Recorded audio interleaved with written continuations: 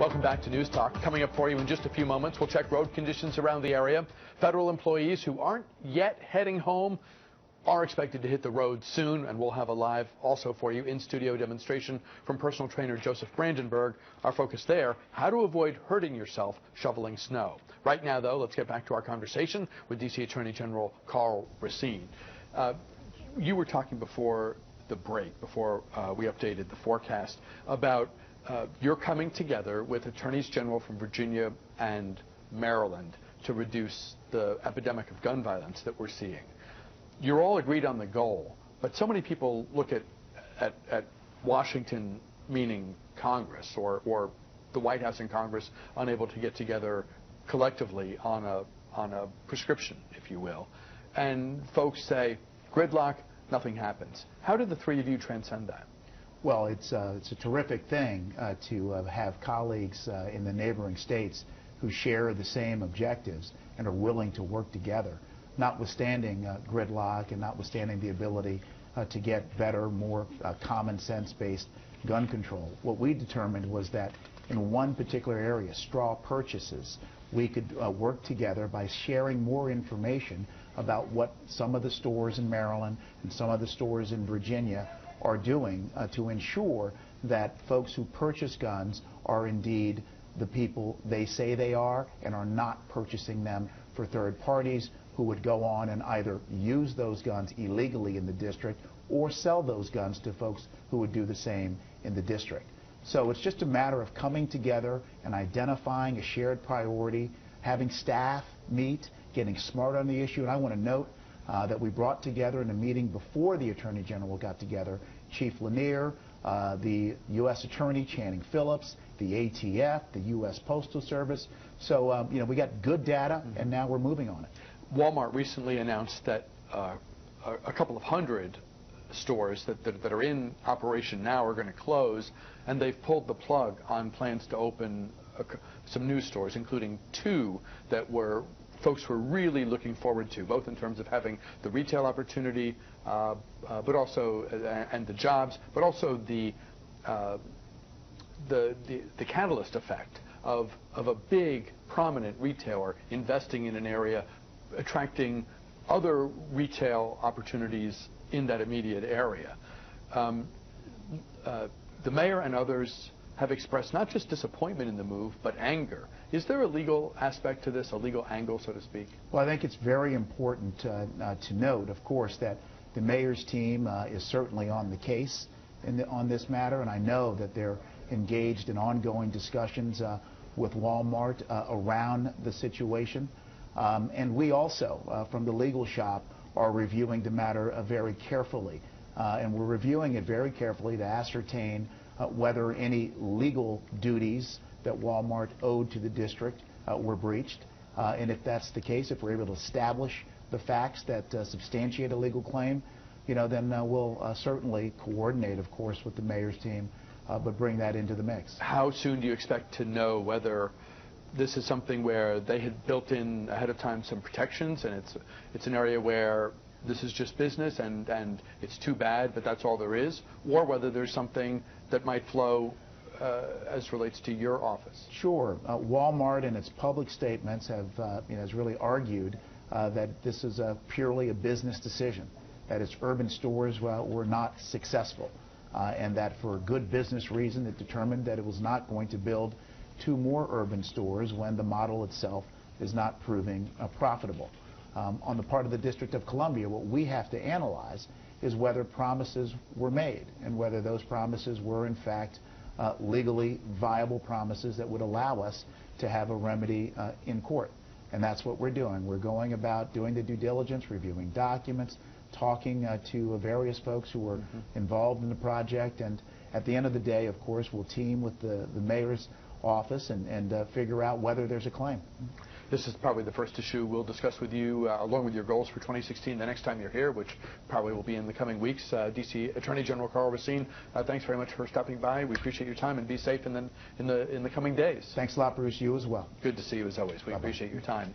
Joining us now, Dave Buck. He's with the Maryland State Highway Administration. Dave, thank you very much for your time today. Hi, good morning, Bruce. They say 80 or 90 million people across the eastern third of the country are going to be impacted by this blizzard, but folks in our area are likely to get the worst of it. What's your message to the public as we brace for this historic storm? Well, the words that get thrown around with this are epic and historic and momentous and life-threatening. So, I mean, certainly this has been forecast for a number of days. Folks should not have any reason that they should be out on the road past 3 or 4 o'clock today.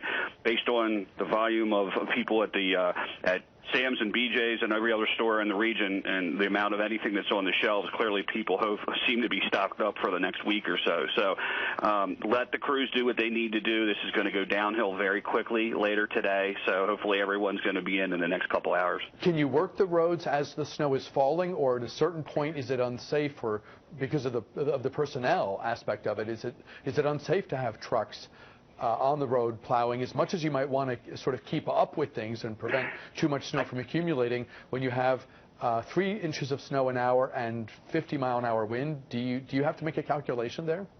That's a great point. I can only think of twice maybe in the last 20 years or so where we've even had to consider that. And there was a time back in 2010 when we had those back-to-back storms where it became so treacherous. We do everything we can to keep it up, and that's, when you see the pre-treatment, that's not to keep that snow off of the Beltway or off of 270. That's out there to try to keep it so that the trucks can continue to push it and move it and keep it so it's somewhat slushy, because you don't want it to get hard packed. So our goal in this entire storm as we move through tonight into tomorrow is going to be to try to keep one lane open and passable for emergency vehicles. But there were definitely times back in 2010 and even back in 96 when it got so bad that even our crews were unable to keep up with it. So we'll kind of have to see where it goes as it progresses throughout the storm. You can't stress enough the importance of people staying home so that the plows can be out, getting the roads clear as quickly as possible, particularly as we get into Sunday when people might get a little bit of cabin fever, want to get out and see, out of a sense of curiosity, just how bad is it out there. This is not stuff that you trifle with or play around with.